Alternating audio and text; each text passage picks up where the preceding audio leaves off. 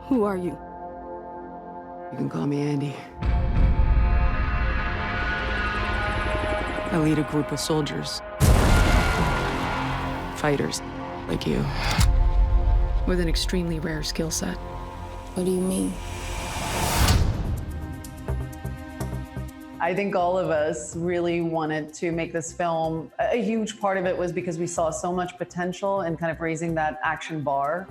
There were just these incredible set pieces that felt really exciting and fresh to explore physically. But that meant that all of the actors really had to be disciplined about dedicating themselves and kind of showing up to that gym, even when it hurt. And, there are days where it's really hard, but the consistency is really what pays off. And also just having a team that just never, ever gave in to anything that felt mediocre. I think that sometimes in superhero films, it just becomes about the fact that they are the hero and they have these really cool abilities and powers and all of that. This film, I feel, leans more into the fact that these are people who have happened to be given this extraordinary ability, but they are people and are still dealing with very human, real situations and in pain and hurt and circumstances. I definitely agree that the genre and the scale is definitely different. That's also one of the main attraction points for me. I've never did anything that was set in a supernatural realm, so to speak, and that had that scale, that scope. Especially there's one particular scene in the movie that I'm not going to spoil, and that scene that's the scene that made me want to do the movie. If that scene wouldn't have been in there, I would have liked the project, but I wouldn't have done it. To me, that was kind of the core of what the Old Guard is about. The Old Guard absolutely fights for what is right. They fight for good. And that is a fight that has been going on for centuries. And one of the reasons why they feel exhausted at this point in the story, the fact that they've been doing this, yet the world keeps hurting itself over and over on the loop, despite how much they're fighting for good. But also when you think about what's going on today and how relevant and how needed they are, I would love to think that the Old Guard is out there during this global pandemic, through this strife that's happening in so many different countries, that they are out there fighting the good fight. Who are you? I lead a group of immortals. An army, I guess. Soldiers, fighters like you. Look, you've got questions, kid. I get it. I play Andy, who has been alive for over 6,000 years. She's the first of the team to become immortal. And she spends the first couple of centuries very much alone. So by the time we find her in the story, she's lived a lot, and she's tired, and she's a bit demoralized and by just the world and humanity. And she's given up in many ways. Her sentiment is that the world should burn and that she doesn't care anymore. We find her kind of rediscovering her faith, not only in herself, but in humanity.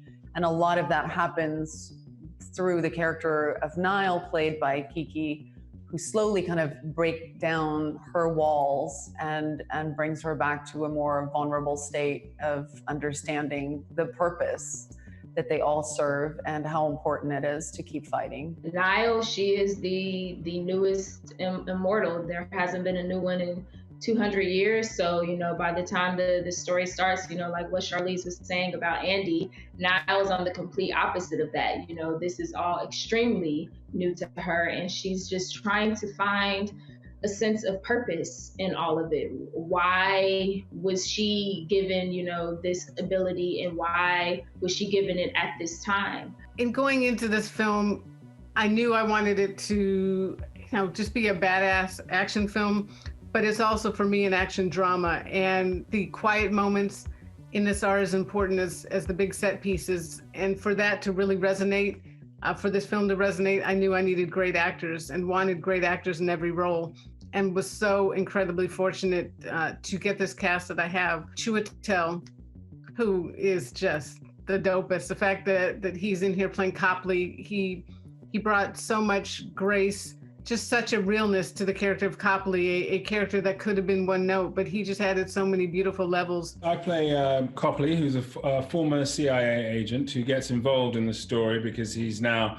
setting up some of the gigs that the old guard get up to, ostensibly to do good, to help in the world and so on. But as you know, his character and this character and several of the other characters, you know, there are ulterior motives at play, and he gets embroiled in the story into these delicate ethical, moral, and complex questions with the slightly more corporate and financial side of the world, and trying to find solutions, or how the old guard can create solutions to some of the problems that he's also faced, and some of the challenges that he's had on a personal level. Copley's, he has. I had a great deal of empathy for the character, and I think that was an important place to start. That you feel that you understand his journey and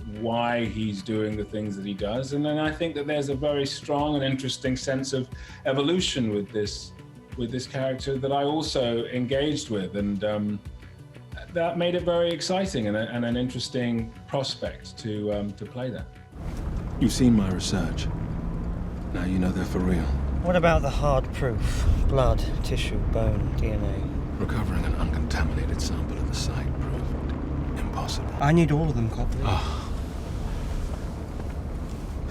Being skilled in just one form of martial arts takes, a lifetime of dedication. And I've never really practiced martial arts.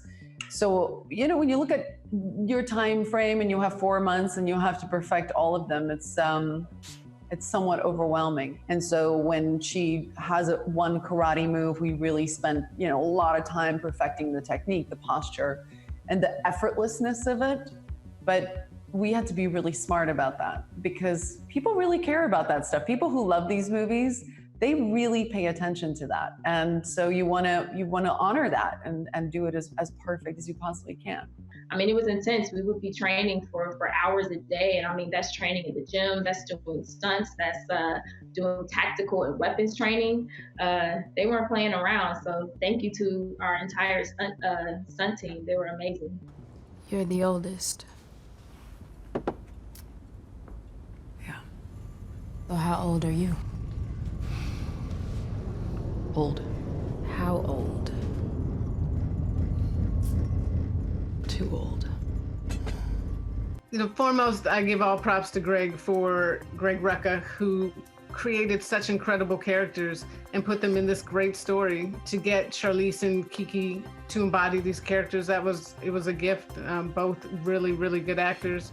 Both love the action genre and threw themselves into it, knowing how important it was that these two women look dope in all of the action. I think the combination of action as well as these amazing character arcs, it's not just, your lead who gets the big arc. Every single character in this film has a really brilliant, dramatic, emotional arc. And watching it for the first time, that is what sort of blew me away. You go from these very complex character studies and you just go straight into action, and that combination makes for a really thrilling film. There's so much to take from the old guard, and I think it's all of those kind of classic things, that you have a really great time. You've been thoroughly entertained. You've had an enjoyable experience, but it's also made you think a little bit about things that, and for me, it's things that have always been on the periphery that you consider from time to time, but like watching a film that allows you to kind of get under the hood a little bit and really explore ideas like immortality and the nature of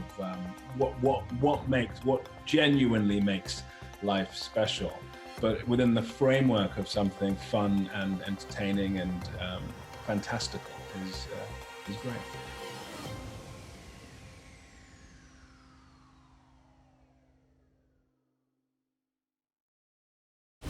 If we can unlock their genetic code, the entire world will be begging us for the key. You shouldn't have done that.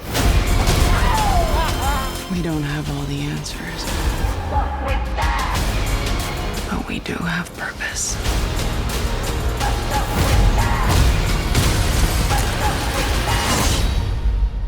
I strongly recommend that we leave right now.